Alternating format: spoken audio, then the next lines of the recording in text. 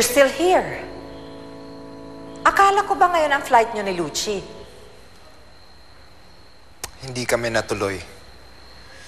Biglang nawala siya sa airport. Tinatawagan ko siya pero pinapatay niya yung cellphone niya. Well,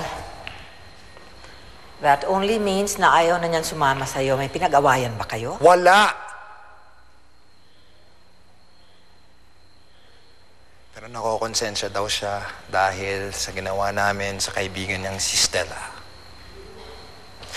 Well, Lucci is your mistress, so she is your problem.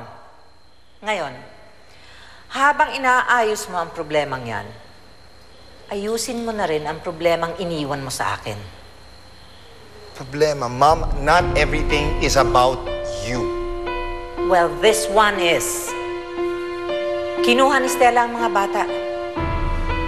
Hindi ako papayag na ilayo niya sa akin ang mga apo ko, lalo na si Miggy. What? May kinausap na ako, abogado, para makuha natin ang custody ng mga bata. Hindi na natin kailangan yan. Kahit sa pilitan, kukunin ko yung mga anak ko. But for now, kailangan ko ayusin yung problema namin ni Lucci.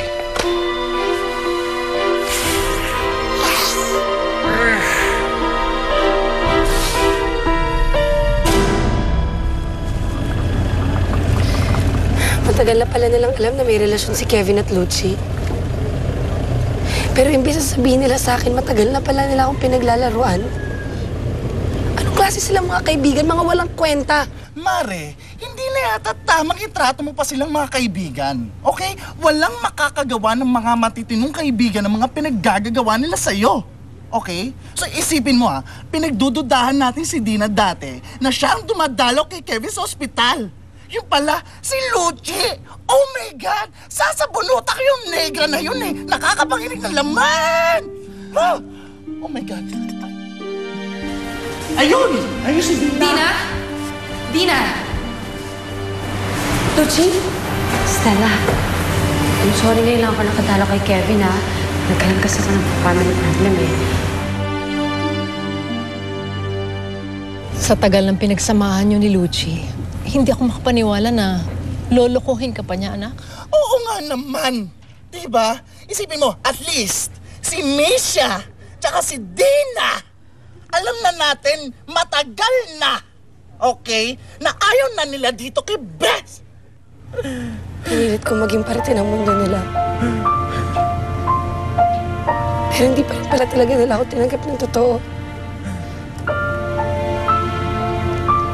Sinayag lang nila yung pagtitiwala at pagmamahal na binigay ko sa kanila. Anak, tama si Edgy.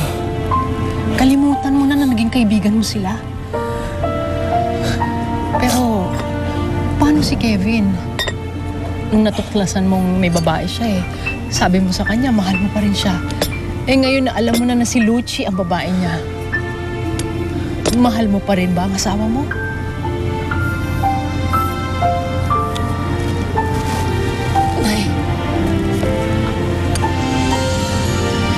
Hindi lang isang beses na niloko ako ni Kevin.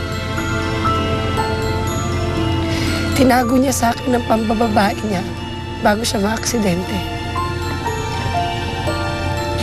Tapos nung nagbalik na ang alaala niya, tinago rin niya sa akin yun para lang makipagkita kay Lucci. At ngayon, pati ba naman yung pera na minana ko kay Lola, pati yun tatangayin niya. Kaya hindi, Nay. Hindi na karapat-dapat si Kevin na mahalin ko pa. Pagkatapos ng lahat ng ginawa niya sa akin. Anong gusto mong gawin ko? Sabihin mo lang sa akin, Nandito lang ako sa likod mo. Ha? Salamat. Iyak naman ang best friend ko, oh my God.